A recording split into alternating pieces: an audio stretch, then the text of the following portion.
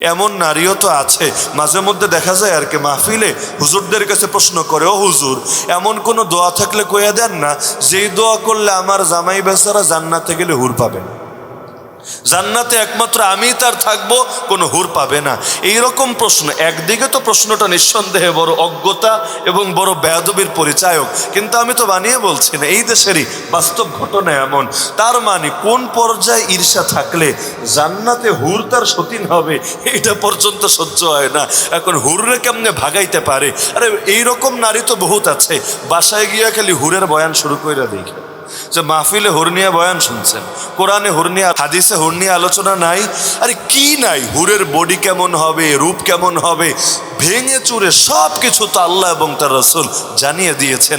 বাসায় গিয়ে খালি বয়ানটা শুনে দেখেন না আপনার ঘরে ঠিকঠাক মতো ভাত জোটে কিনা।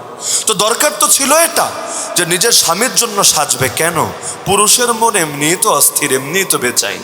পুরুষের তবিয়তে আল্লাহ এমন বানিয়েছেন, কুল্লু জাদিদিন লাযিযুন, নতুন জিনিসই তার কাছে বেশি প্রিয় হয়, বেশি আনন্দের, বেশি স্বাদের বিষয় হয়। কোনো এক জায়গায় মন বেশি দিন স্থির রাখতে পারে না। কেন, ছেলেপেলেদেরকে দেখেন না, প্রথমে যদি ডিসকভার মোটরসাইকেল কেনে, কয়দিন পরে বায়না ধরবে আমি একটা এফজেড নেই। এফজেড কিনে দিয়েছে বাপ কষ্ট করে, বলবে আব্বা এইবার একটা R15 কিনে দিলে হয় না, ভার্সন 3 আছে, বলবে আরে মার্কেটে ভার্সন 4 এসেছে, এম এসেছে, কোনো একটা নিয়ে দিলে হয় না। দেখবেন থামে না, কিন্তু যত পায় তত চায়। কে বাস্তব না অবাস্তব?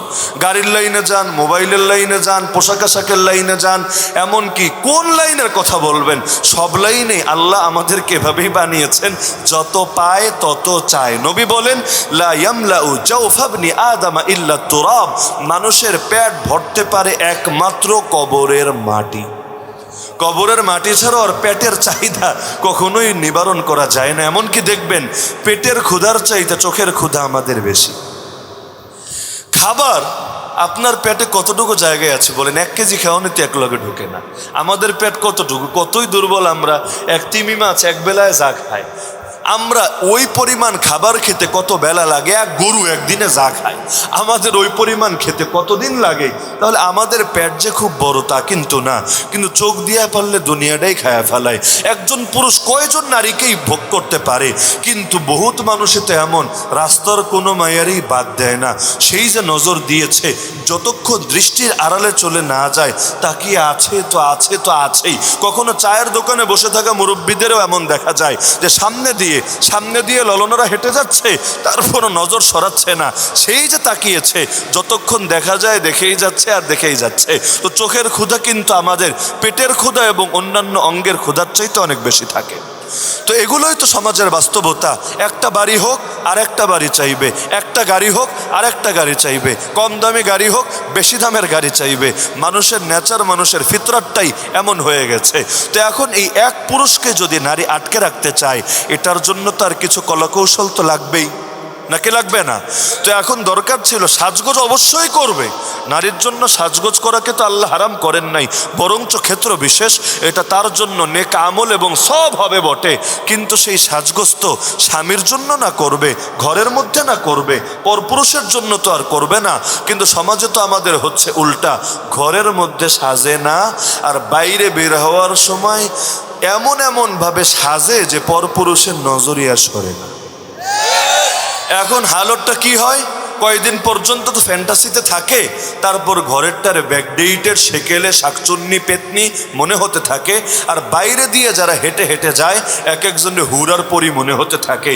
তখন বাইরেরটা যদি কোয়ালিটিতে ঘরেরটার চাইতে কমেও থাকে, তারপরও কিন্তু অনেক সময় রিলেশন বাইরেরটার লগে হয়ে যায়।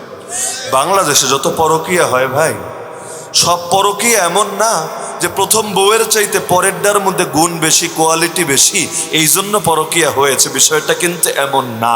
তো পরকীয়া হয় কেন?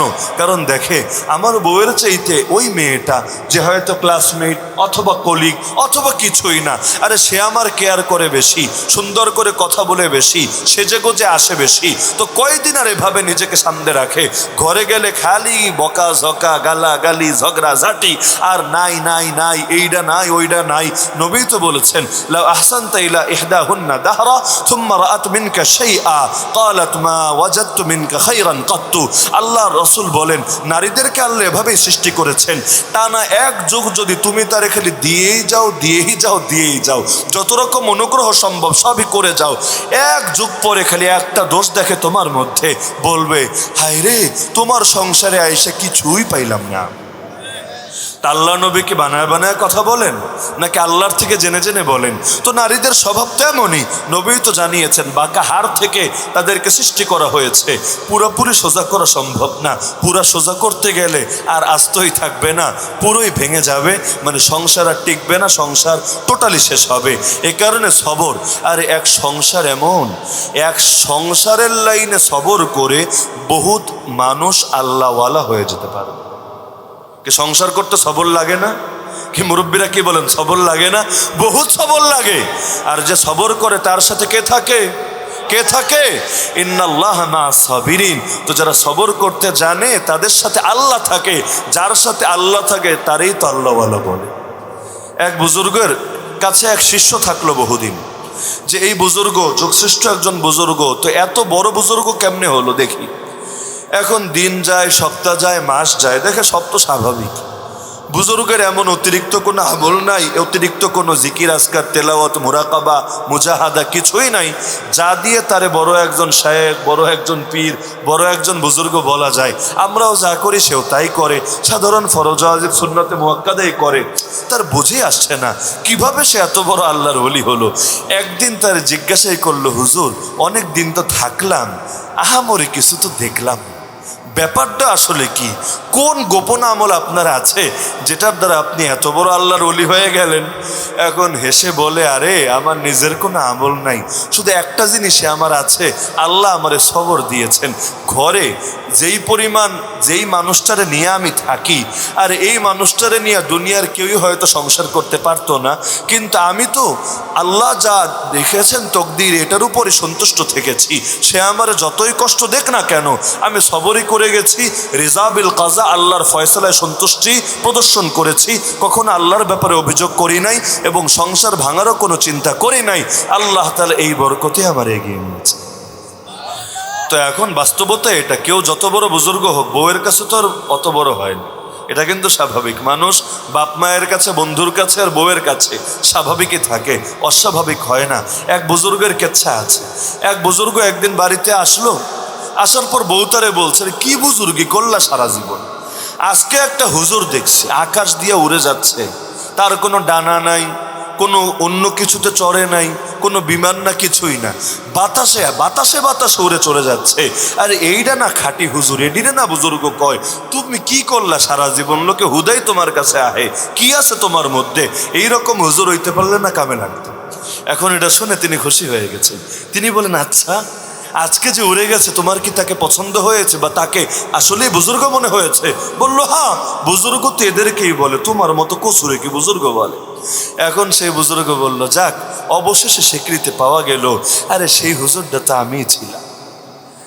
এখন তো বউ কয়, ও আচ্ছা বুঝছি, এই জন্যই তো আমার মাথার মধ্যে এই চিন্তা কিলিবিলি করতেছিল যে হুজুরটা উইরা তো যাচ্ছিল, কিন্তু একদিকে এমনি বাঁকা হয়ে ছিল, কে উড়বে তো শরীরটা সোজারাই কেন উড়বে, একদিকে কাইট হয়ে উড়ে কিনলেগা। এতক্ষণে বুঝছি মালটা তো তুমি আসিলা, এর লেগা ব্যালেন্স কইরা শরীরটারে সোজা রেখে উঠতে পারো নাই। তো এগুলো তো সমাজের বাস্তবতা, কিন্তু এই বাস্তবতাও লোকে যদি সবর করে তাহলে আল্লাহ তাআলা সর্বোচ্চ বিনিময় তারা জান্নাতে দিয়ে দেন।